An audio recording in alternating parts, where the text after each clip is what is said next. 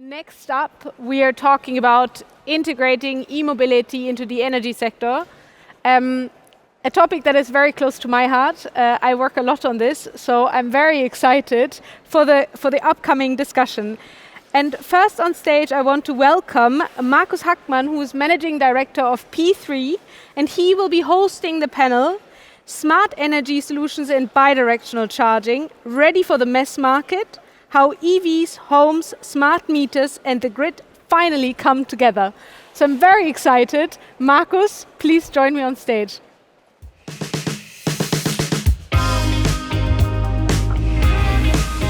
Yeah, thank you very much, Anna, for introducing me. Hello, everybody, and welcome to the energy panel session. We will talk in the next minutes about smart energy solutions. And okay, we have some movement in it, so just relax a little bit so that everybody is set up. First of all, I would like to do a review. Why are we talking about smart energy solutions? Why are we talking about vehicle to home, vehicle to grid? I think this is also for the charging world a very, very important topic.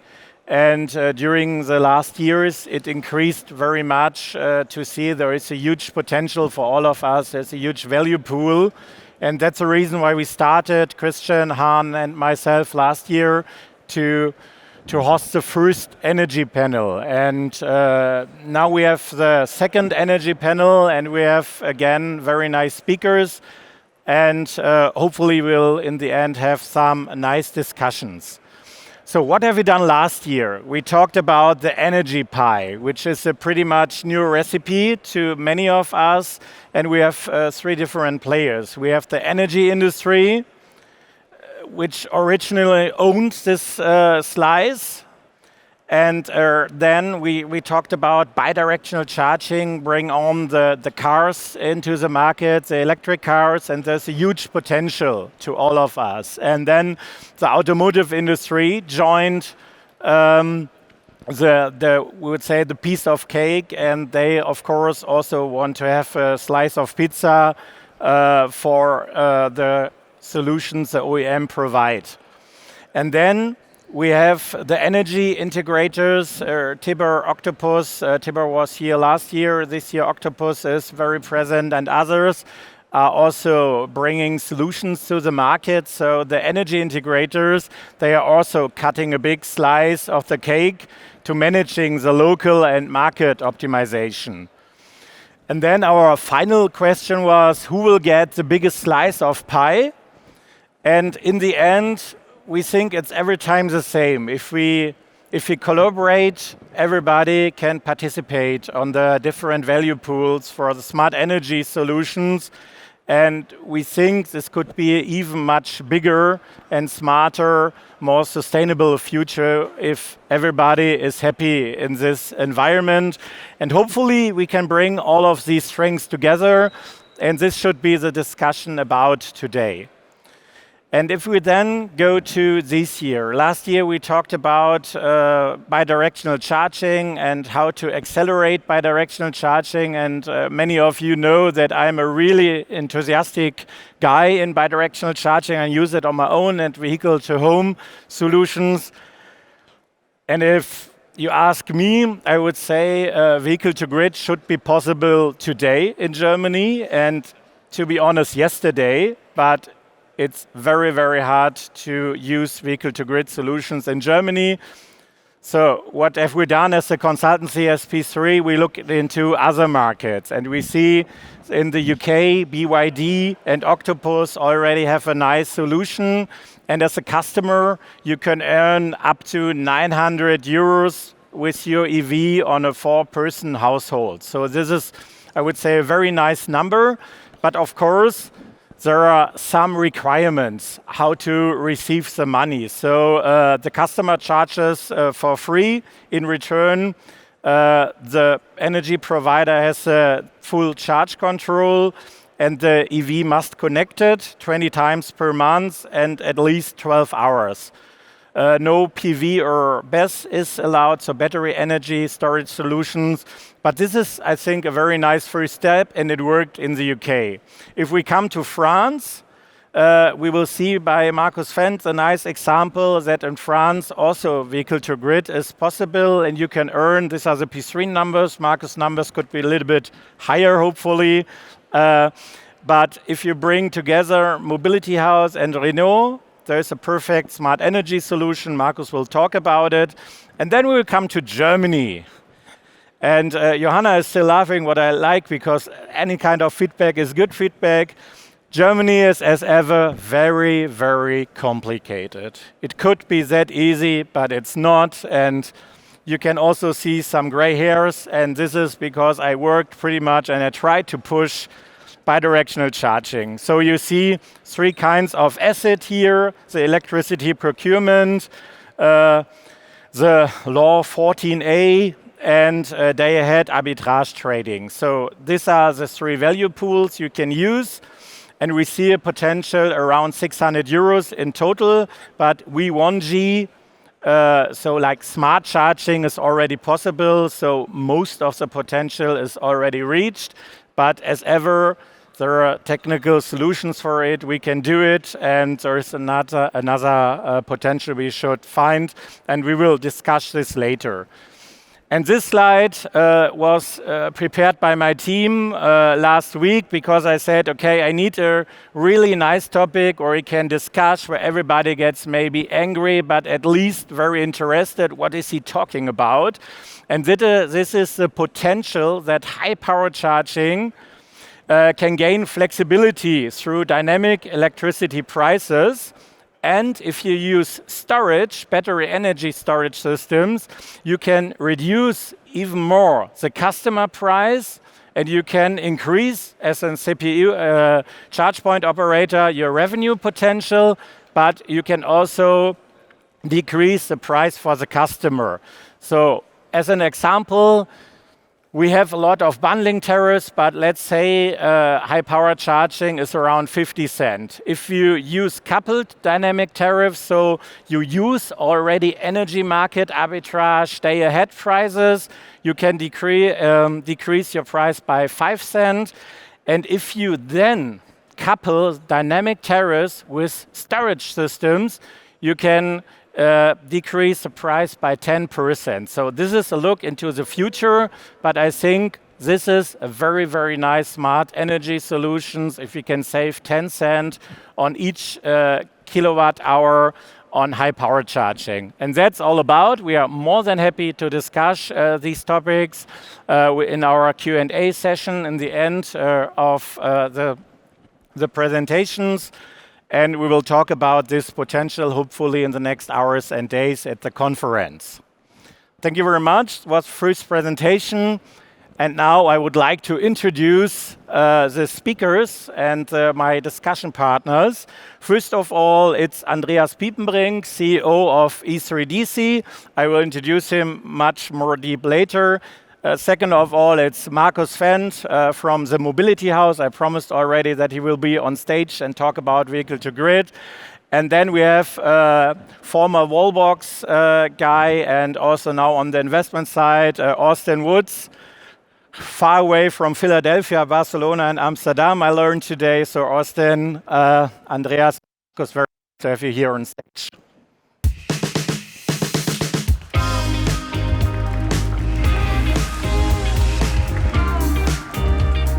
Perfect. We have the order here already.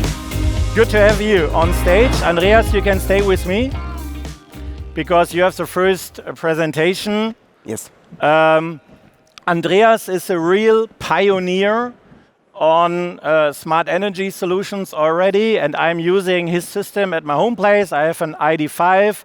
I have the E3DC system at my home place with PV, battery, and everything you need. And I'm doing already vehicle-to-home solutions, which is very, very nice. And that is the reason, Andreas, why I'm more than happy to have you here on stage and to bring us into your ecosystem, to explain what is the future about and what is E3DC and why did you invent all of these solutions. Yes. Thank you very much. Thanks, Markus. So we'll be a little bit more than advertising. We are energy management software company, and we are manufacturer of energy storages and chargers, among others also bidirectional chargers, and I will explain what a bidirectional charger needs in terms of ecosystem to get into the mass market application. And this can be very well illustrated looking at this slide. So what you have is, you have at the end of the day 3 ecosystems. One is the energy market, one is the building with the flexibilities and the loads, and one is, whether you like it or not, it's the solar business, because solar is everyone's private power plant. Yeah? Not in every country, not everywhere, not in every building, but it matters.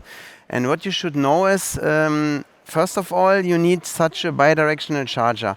This means you need smart charging and smart discharging. Of course, if you connect the car, it's a mobile battery. It's like any other battery, so it doesn't make a super physical difference. But the discharging is the problem. So first of all, related to the energy market, you have to know that you have to differentiate between energy and grids and tariffs. The tariffs are coming from political or regulatory frameworks, which we cannot influence. That's the reason why V2G is not so attractive in Germany. It's allowed, but it's not attractive.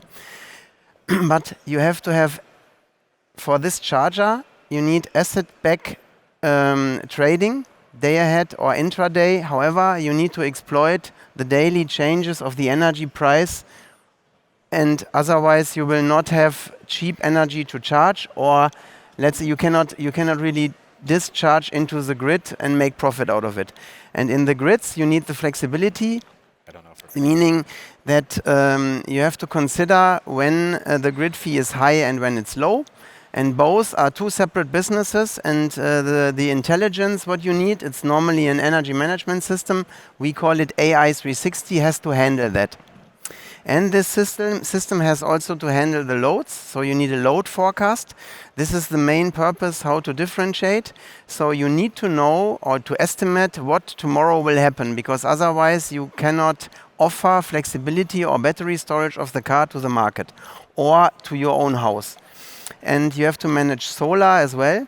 And to do all this, you need, at the end of the day, an energy management system bringing this connectivity and interoperability. And the charger itself, it's a standard charger.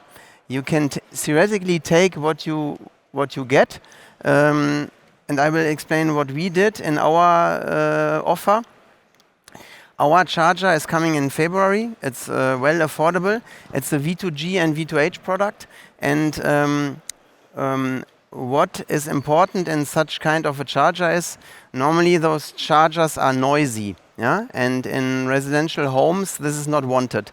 So we have made the quietest charger in the market.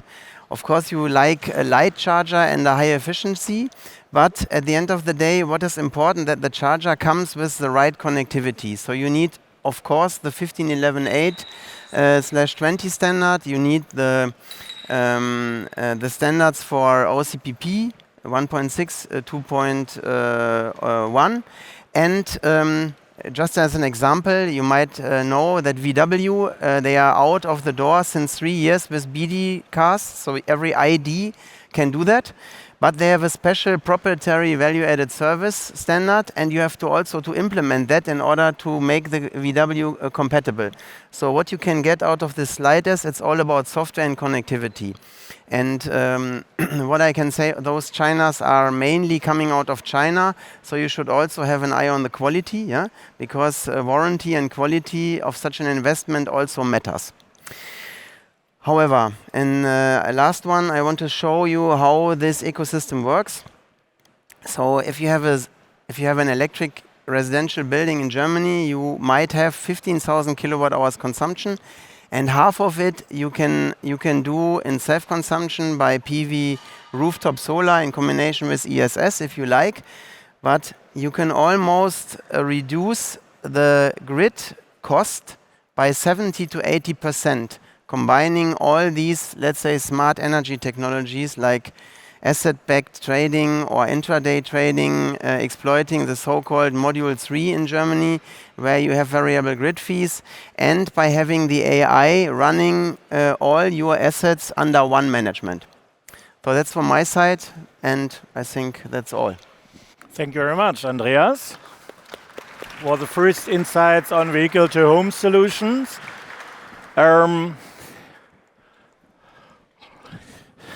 Second part of the presentation is Markus Wendt. I promised already that you're on stage as well. We know each other since many years. We really fought together to bring bidirectional charging to the mass market, vehicle-to-grid to Germany, which was so complicated, but we are still on stage. We are still looking happy. We don't know why, because we have each other and we have you as an audience probably. And we really believe in smart energy. And I think, Markus, it's very nice that you could tell the presentation about in which markets do vehicle-to-grid solutions already make the customers very happy. Thank you for being here. Thank you very much, Markus. Actually, we both have an online shop where you can buy the edibles we use that we maintain this motivation already now for 10, 15 years, so please join our online shop there. I have to give a content warning in the very beginning. So people, especially Germans, who are angry that V2G is not existing yet, please leave the room because you will be even more angry afterwards. So I don't want to create any revolution here out of the ICNC, so short content warning. The first ones are leaving, better so. V2G is live. Mobility House was founded 2009. The first Hubject conference was 2011. 2024, last year, we got V2G live finally.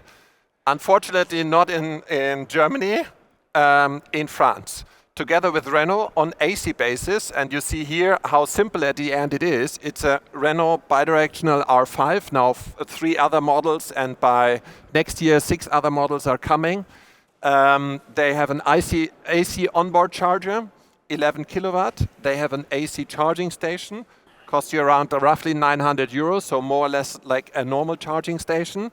They get an energy contract from us, and we bring that flexibility to the French intraday market, mainly capacity market and imbalance market.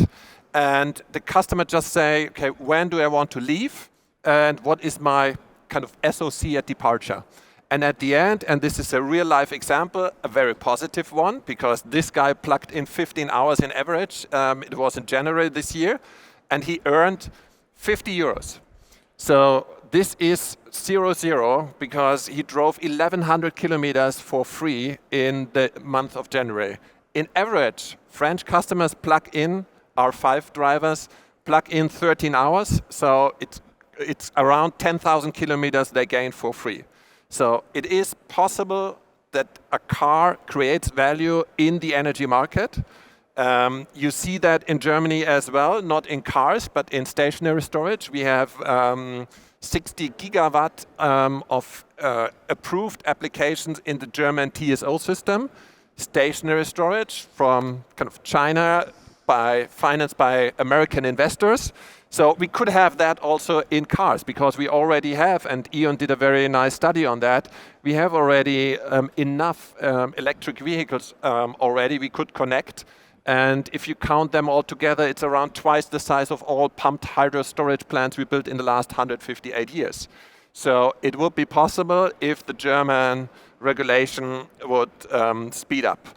Why is France so appreciating?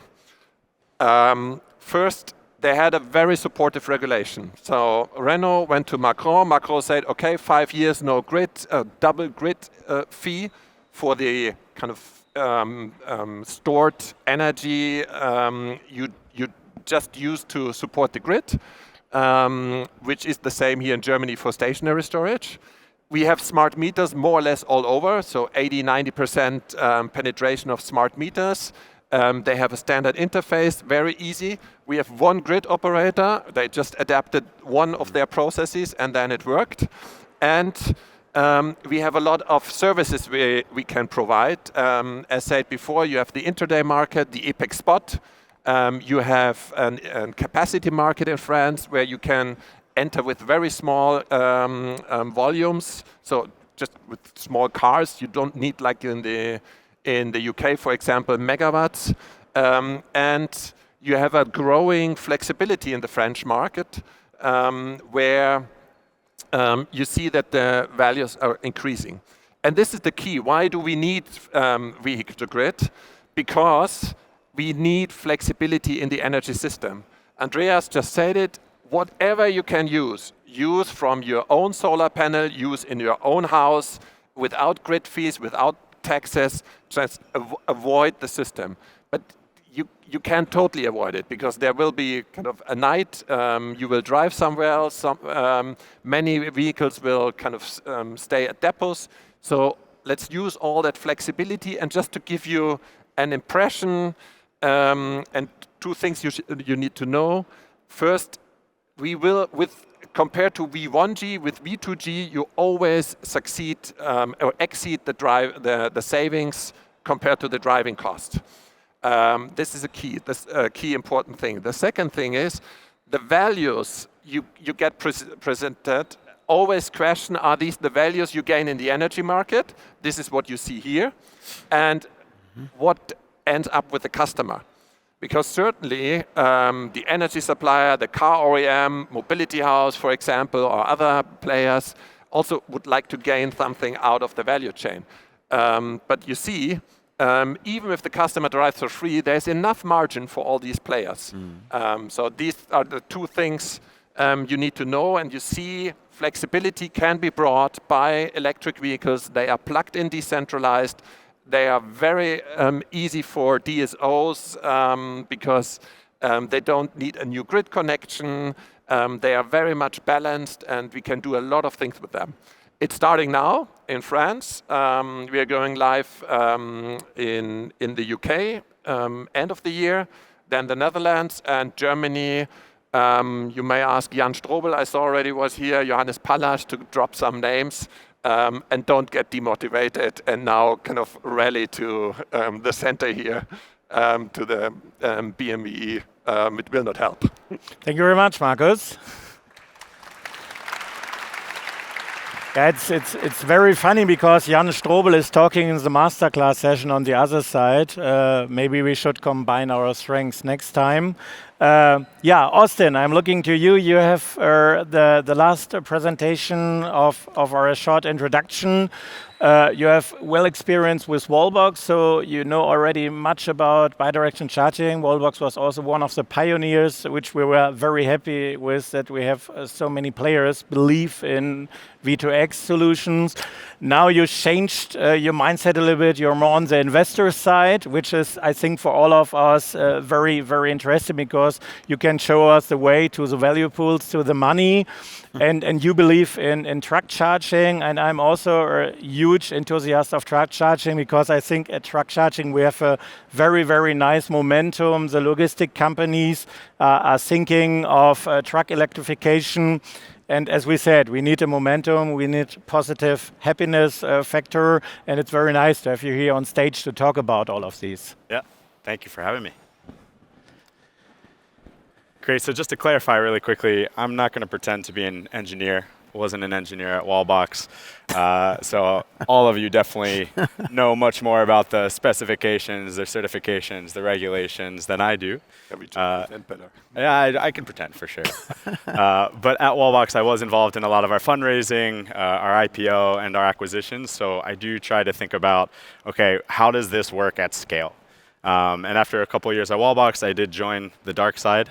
But I think there's worse dark sides, because Set Ventures, we're investing in the clean energy transition. So as you can see, Set Ventures, we are a precision VC firm that invests in solutions for the digital economy. So lots to unpack there.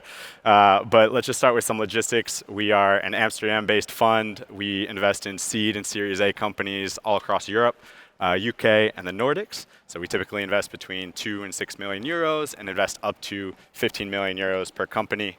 And the digital energy economy.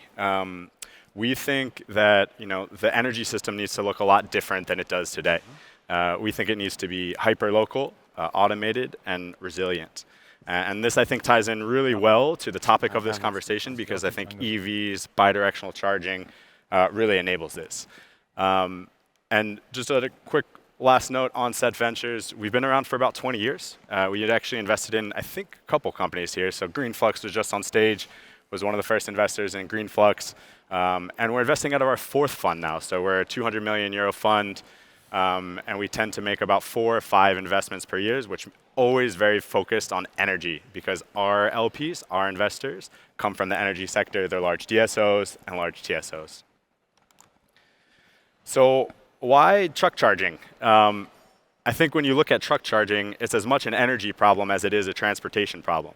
So if you look at today, the e-fleet of trucks is called around 20,000 e-trucks throughout Europe.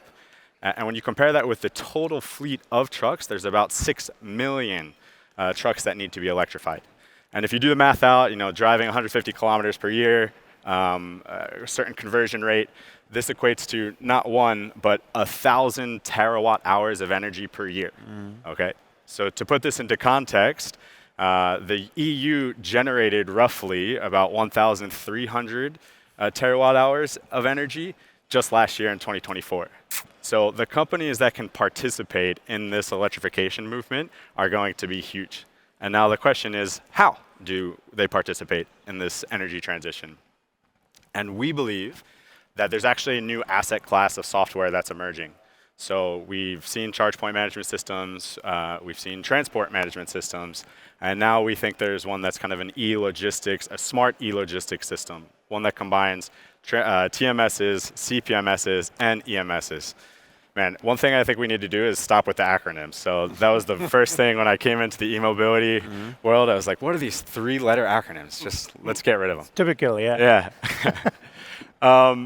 And also truck charging, there's a lot of tailwinds that are happening today. So we see the battery sizes that we have on the market can support about 76% of all the trips. TCO is already starting to reach break even in certain countries like Germany. And so we are starting to see that over the total life of a truck, it is now more profitable to operate than its diesel alternative. And then lastly, just kind of as a last note here, vans. We don't talk a lot about vans, but there currently are about 400,000 electric vans across Europe. It's expected to grow to 8 million vans by 2035. So there's lots to electrify. And now the question is, how do we do it? So, one thing I'm going to talk about, I want to end on a positive note. So I'm going to start with the threats, and then we'll go into the opportunities. But one thing I really want to specify is something we see as an investor is the old models of old business models don't necessarily translate into the new ones. So especially for charging companies, we're so used to seeing a per charger or per truck or per car connected. But that doesn't necessarily capture as much value as you might be creating, right? If you're thinking about the companies that are controlling the charging of trucks, they're controlling thousands of kilowatt hours per year. So we would much rather see, okay, how can you take a piece of that energy, a percentage of the energy, a percentage of the charge, because we think that's the kind of the value that you're creating versus the number of charge points installed or the number of solar panels installed, whatever it is. So that's one of the threats. Another piece, flexibility. We've talked a lot about flexibility, and from an investor perspective, the hard thing about it is that the value is decreasing over time, right? So the number of vehicles we connect, the number of batteries that connect, eventually the grid will become more stable. So only participating in flexibility isn't a long-term game. You need to find other ways to be able to monetize and create value. And then the last thing, and this is something that I think everybody here knows, but is scale. One thing we were very lucky about at Wallbox is that we were present across all markets. And so when there was volatility in Germany and Spain and Italy, it was able to be balanced out by the other countries, right? So I think 2 things here. One is not over-indexing on a specific geography or on specific regulations and subsidies, but really making sure you can get to scale to kind of hedge specific markets and to hedge your bets. Okay, now the opportunities. So depots, because we need to electrify thousands and thousands, millions of trucks, and 90% of charging is going to happen at depots. we really see depots being a key area in terms of business model innovation. So whether that's thinking about new services, whether it's trucks as a service, charging as a service, or even trucks as a power plant, right? We think depots are going to be the hub and are going to be a critical area of focus.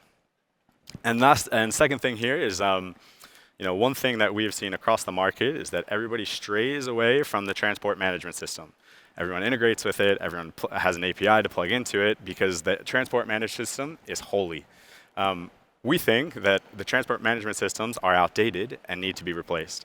And there's actually an opportunity to take the take the connection from the energy management system to the charge point management system and start building around the transport management system to be able to eventually replace it. It's a big bet, it's a scary bet, but we think that it ultimately needs some innovation. And then lastly, for bidirectional charging, as we create new chargers, there's also going to be various business models that emerge from bidirectional charging. So whether that's the installation, the services, new types of software to track the energy, whatever it is, bidirectional charging is going to open up a whole new playing field of technologies and services. So very much watching that space as well. I think that's it. Yeah, thank you very much, Austin.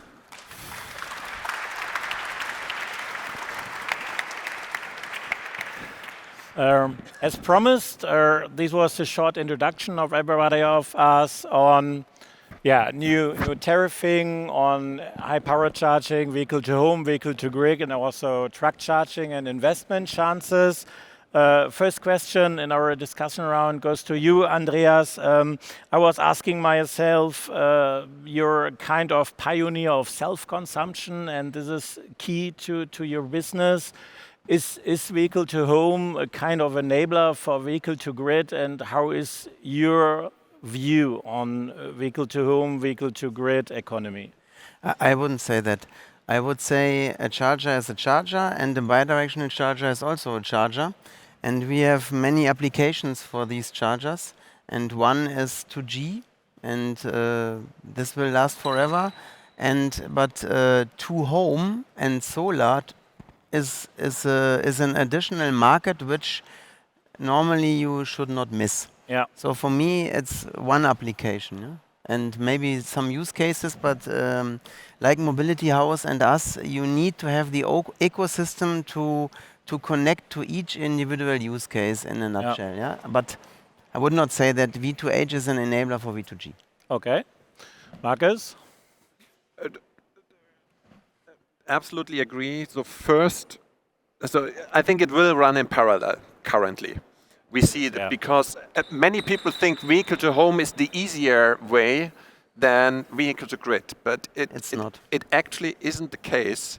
Like in France, for example, so as I showed, it's a very simple approach to the market.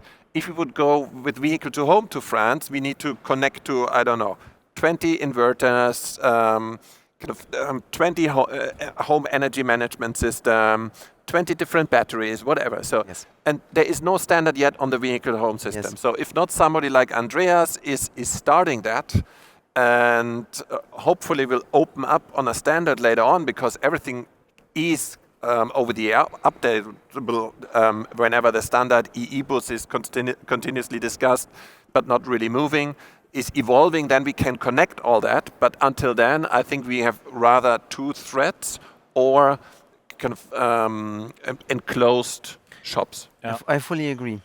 But V2G is not necessarily easier, because you also have different players and different smart energies. And it's the same level of interoperability, and maybe the OCPP one is a little bit easier than the eBus one. Yeah. Yeah, it depends a little bit on what you look. To realize it's not easier to gain a bigger market share in countries like France, it is easier, I would say. Okay. Yeah. Okay, thanks already for the discussion, and thanks for talking about interoperability. I mean, we are talking about this on this conference since years, and you just mentioned it. We as P3 created the Energy Hub Alliance, where we want to bring together with E3DC all the energy devices very easily together. That's even something you could invest, Austin, in the Energy Hub Alliance. We're still looking for partners.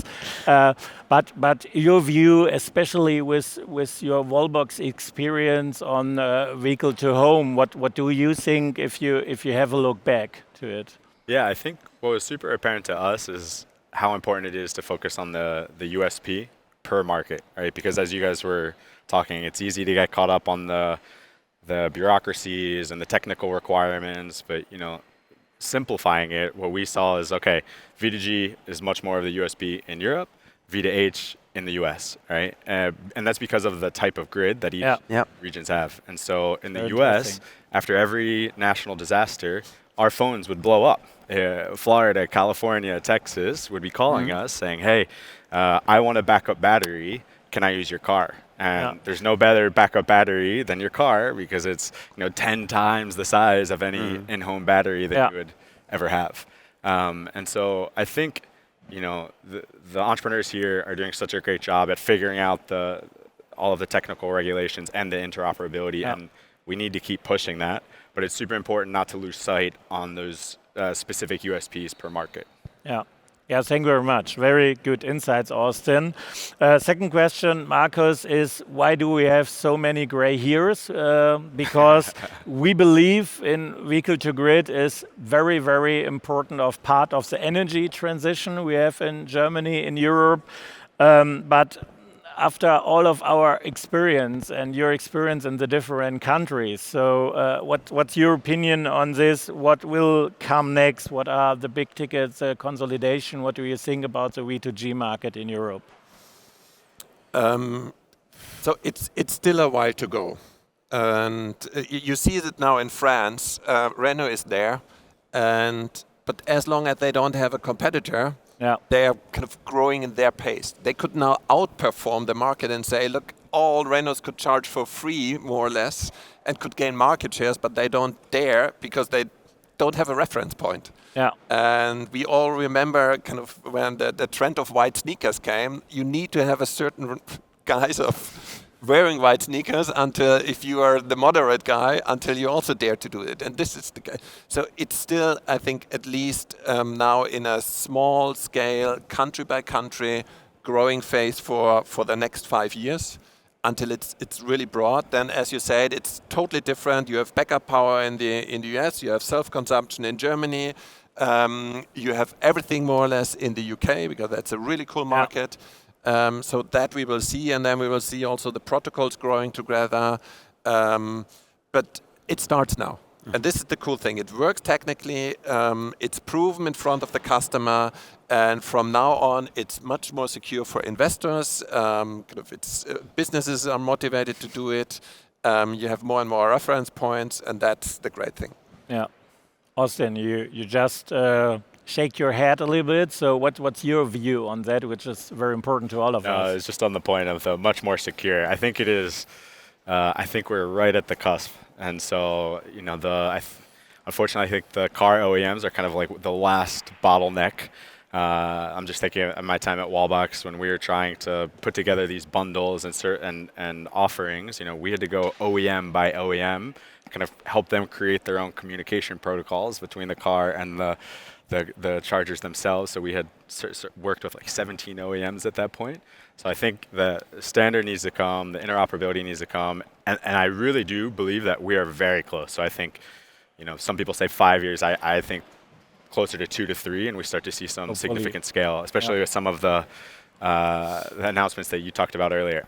Yeah, and there will be 4 announcements on the Motor Show next week. 4 different OEMs on V2G. So nice. Austin's eyes are okay. Maybe 1 to 2 years. Some investment opportunities, hopefully.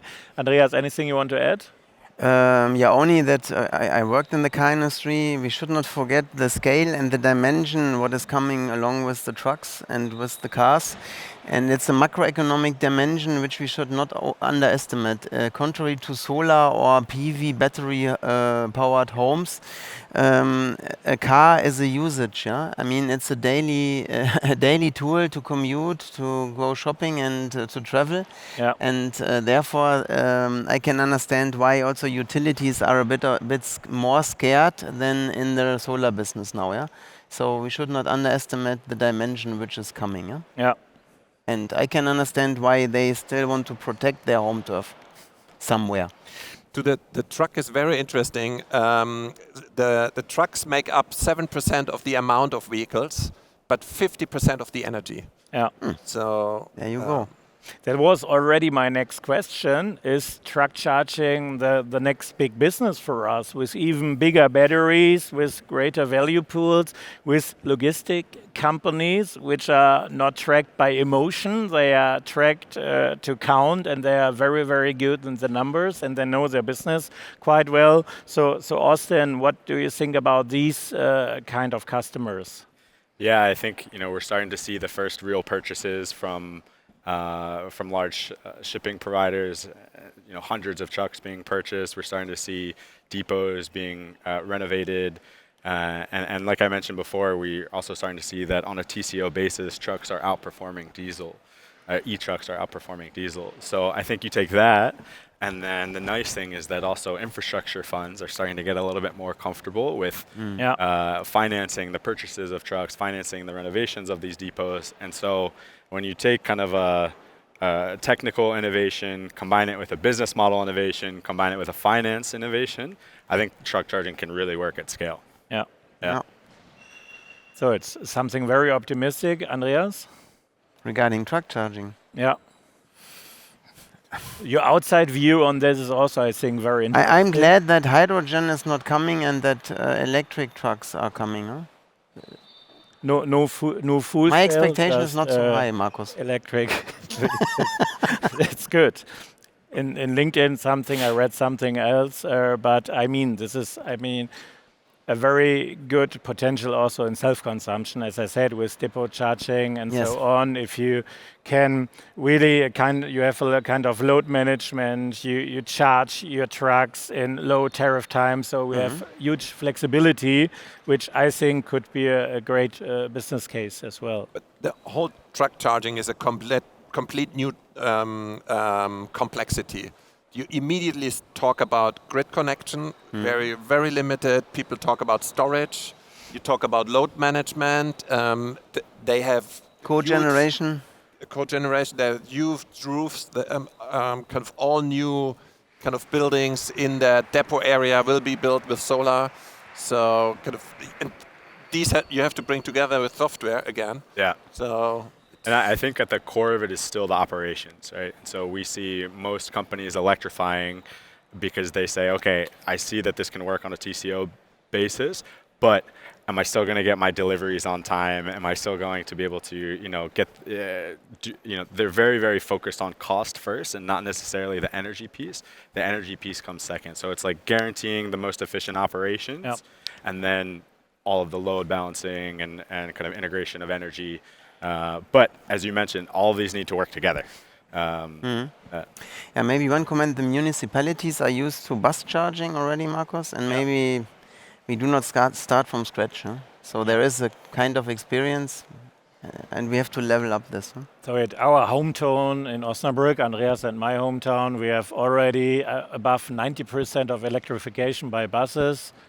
Many logistic companies, so maybe this is the next investment opportunity in Osnabrück. All right, Austin, last question. It's about investment opportunities. What do you think could be the next big thing in this ecosystem where you think tend the investors go to and push the market and the companies? Yeah, I really like this intersection of kind of tech innovation and infrastructure, because I do think that there are infrastructure funds that are starting to get more comfortable. So kind of companies that are doing vertically integrated projects, so doing the full revamp of a depot, for example, and then providing this end-to-end software so that they can do the managed services. But I think if you do want to kind of capture a piece of the value of that energy management, taking a percentage of the charge or taking a percentage of the kilowatt hours, that you also have to be the infrastructure owner. So those are the things I'm looking out for and starting to see. Andreas? Yeah, I'm not on that level where you are, Austin, but I would say even the smart energy companies we should not underestimate. If you see what Octopus has taken over in the UK or what Ron's Ostrom has finished, so at the end of the day, the customers will all have to be converted, yeah? And so there's a huge potential, yeah? Yeah. In that business. It's not my business, but I think it's attractive, yeah, with the new and smart energy community. And we need this huge potential to motivate all of the talents and the companies. Markus, do you want to add what's the next big thing? What is your wish of investments? Where do we have maybe underinvestments? I think that the big things are obvious. Like we discussed, V2G will come, vehicle to home will come, truck charging will be a big business. I'm totally contrarian to you. Based on these kind of 15 years of experience, there are so many incumbents. For example, transport systems. They will evolve. PSI is sitting here in Berlin. They will evolve into the new business. So they will rather buy startups than that new ones will completely go in there. You see SBRS bought by Shell now is doing vertically, and we are doing we run more than 100 bus depots intelligently, a lot in the Netherlands, just with our charge pilot where we balance and avoid grid extension. And I'm also differently, energy plays the first role because you don't get any truck connections. If you do, you see as soon as you have more than 2 or 3 trucks, you do not have the grid connection available. You need a solution. And either it's the grid operator, it's a stationary storage or whatever, it's a separate depot, it's Mylands, whatever. Yeah. But I think the energy comes much before the operation. Yeah. Perfect. Yeah, maybe one area, Austin, is also the German auto industry. They were talking about the agency sales model. Now they are talking about car as a service. So Volkswagen made an announcement that they all want to own the car, and you can only rent it or lease it. Yeah? And I think the electric mobility will also fuel this one. Yeah. And I mean, I'm too old to understand that business, but it will come. And I think there's also room for investment there. Yeah. For take Sixt or whomever, yeah. Money is always needed. Perfect that we found this out. As promised, I'm the guy with sneakers, the moderator guy. Normally I have to change my shoes now because Johanna is taking over the Q&A session, and I am very, very happy to answer the questions of the audience. Yeah, thank you, Markus. Stay seated. I'm happy here to stand. We have a lot of questions, and again, little time, half of them are from me, so that's fine. I would like to start with one thing that Markus said. You said 0-0 in France. Renault could say everybody charges for free. Octopus has an offering like that. In Germany, I think when we say dynamic tariffs, lots of us think of Tibber, and they think, I have a tariff that changes every hour, and I have someone who optimizes it for me. I wonder what the tariff structure is going to look like in the future when all things work. It's all going to happen. Is it going to be flat rate for free, or is it going to be a cashback system to sort of motivate the customer to provide more flexibility? That's the question. And having said that, it also relates to what a company like Renault, that it's too risky. What kind of risk can they take on? Can they say it's for free? Or do they run the risk that customers will then only provide minimum flexibility? So. Very, very easy question, Markus, Andreas. Yeah, we did a lot of tests. We started our own tariff to learn about that. And at the end, what we need is the flexibility. And the only driver you currently have is to force the customer to plug in. Otherwise, he doesn't get anything. I think it will be differently in depots and on a B2B system, but not sure if we could ever avoid that on a B2C level. Yeah. And so flat rate is... The first question is, do we see flat rates? I don't know if it will be exactly flat rates, but it will 1,5 Grad and all those players. You're doing that as well. You will have customized for your customer group or for certain customer groups solutions. Products. Yep. Additional answers? There will never be free charging. There will always be an intransparent marketing tariff in the sense of a flat rate or in together with a car as a service model, I believe. Yeah, look at the telco industry. Yeah, and maybe carrying on from that, I was wondering about the truck flexibility. So we talked a lot about trucks, and we are talking about all the capacity and energy that's going in there. But what about the flexibility? Because a parked truck is sort of, that's not what you want, right? So encouraging maximum parking and plugging in, is it going to work? How much flexibility do you think is in the trucking industry?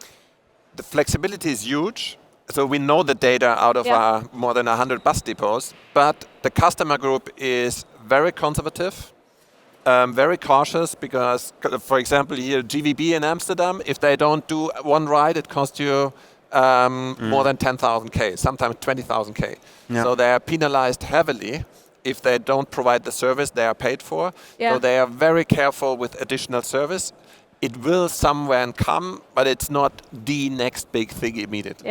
Yeah, because you have to be able to afford Yeah, it. I mean, I think it's interesting because of the sheer size of the batteries, right? So every truck is almost 10 cars, and they're also much more scheduled than Yes. a regular passenger vehicle would be, right? So a lot of times you're talking about fleets, municipal vehicles, and so you know exactly where they're going to be and when, and so they have a higher dependency than a passenger vehicle would. So As you say, operations is first, and then I think we're at the point now where a lot of municipalities or public companies bought the first buses because of certain incentives that they had, and now we're starting to see actual commercial companies buying them because they work on an operations basis and they're cheaper than a diesel truck would be over its lifetime. Yeah. So, and then the first question they have after buying it is, oh shit, what do I do with this? How do I connect the chargers? How do I get the energy connected? How do I get the batteries that I need? So I think they go quite hand in hand. whole new. And if we talk about trucks, it's not just long-haul trucks, because long-haul trucks are in operation 24 hours. But we have a lot of smaller trucks. We have buses. We have even school buses. We have done a very interesting project on school buses in the US, and there's a great potential of flexibility, and that's what we're talking about. You can use this flexibility with these vehicles because not every truck is operating 24 hours. So now I'd like to open up the question also to the audience here in the room. Please raise your hand if you have a question. There's a question over here. Frank Spennemann Frank. from Mercedes. Very nice, because Frank, you were last year on the podium with us. So I don't have to introduce myself. Thanks, Markus. I have one question regarding bidirectional charging. We hear from customers that they're really excited on bidirectional charging and looking forward to getting it.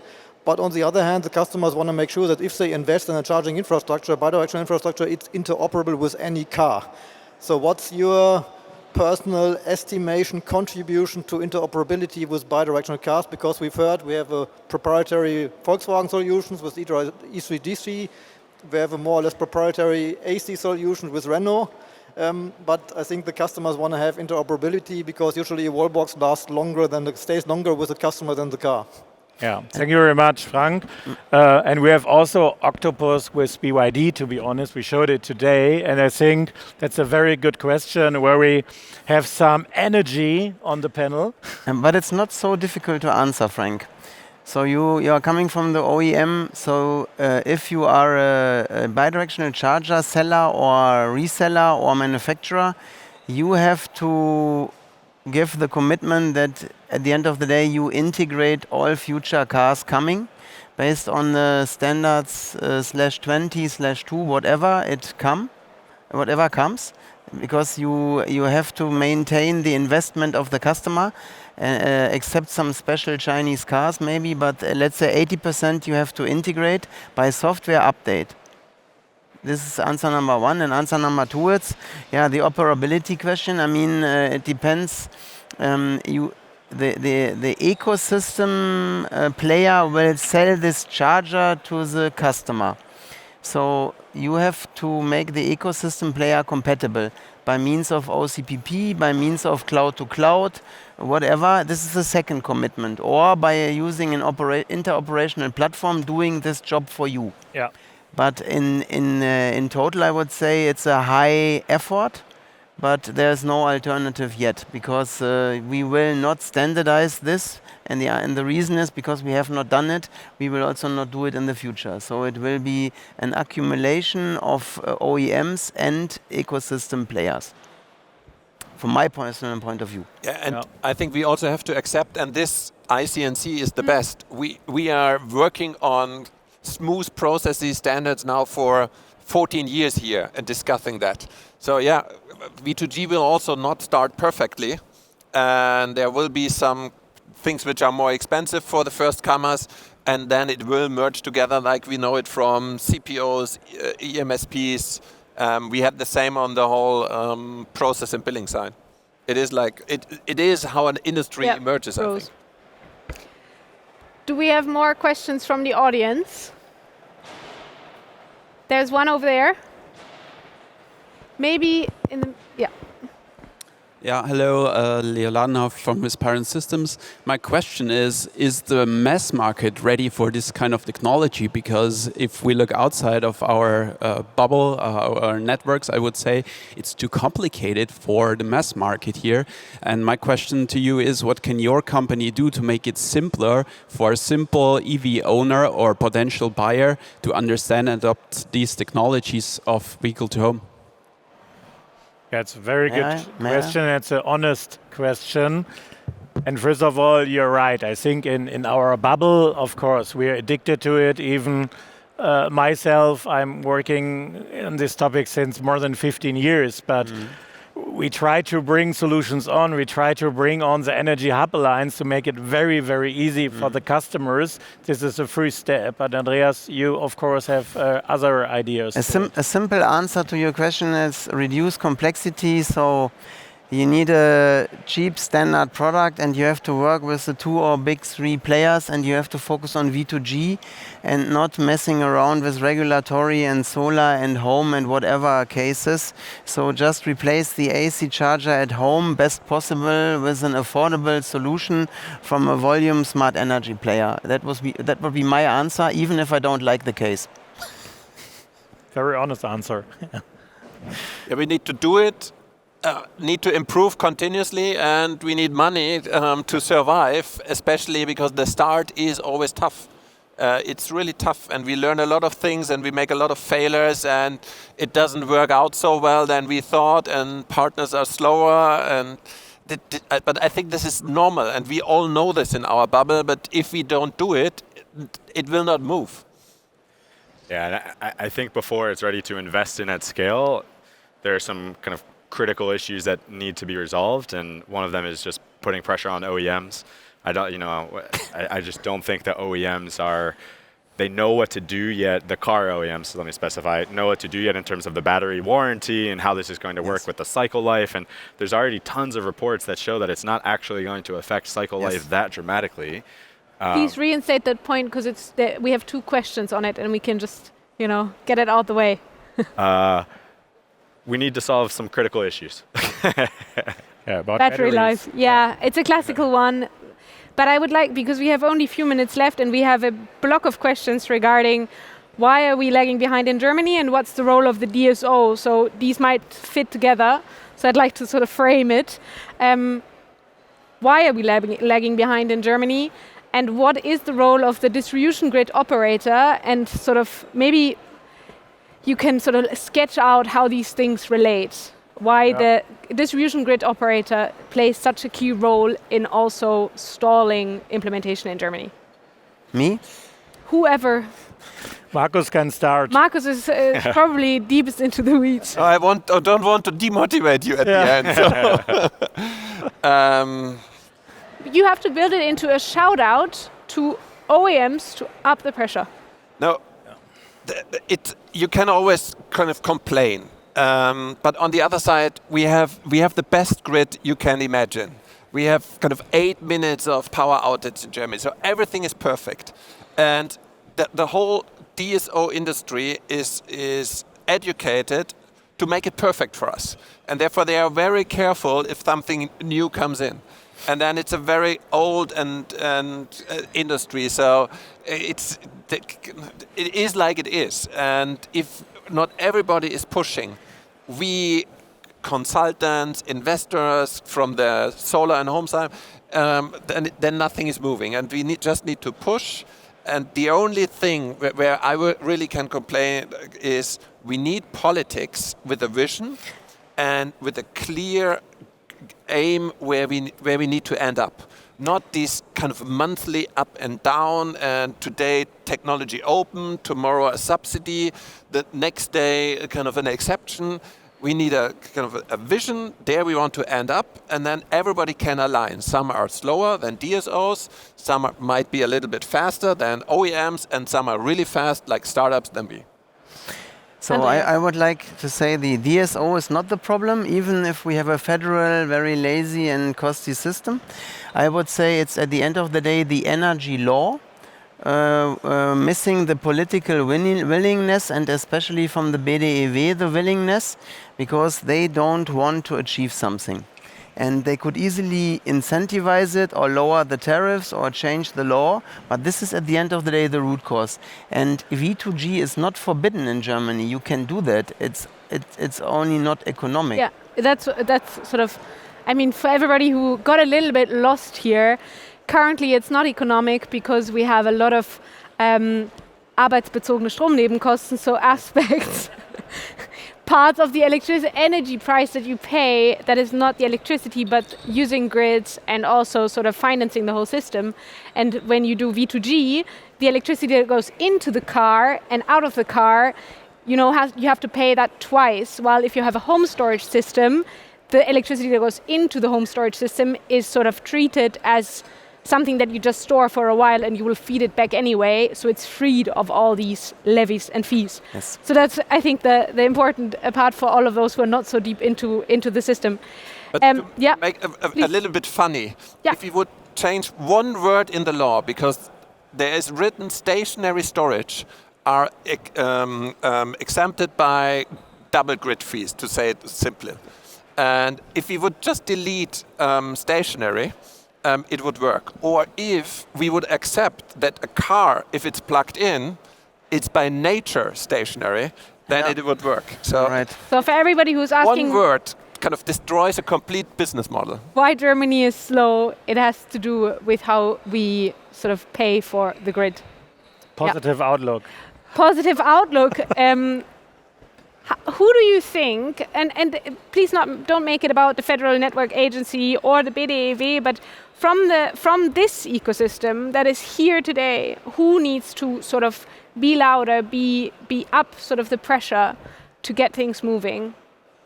Yeah, definitely, definitely, as I said in the beginning, the collaboration between the utilities, the grid providers, also the automotive industry and the energy integrators. If we bring all of these together, as we have shown last year and as we have talked about this year, and there is a huge willingness of all of these parties, it will easily run, and we can be much, much better as other competitor countries.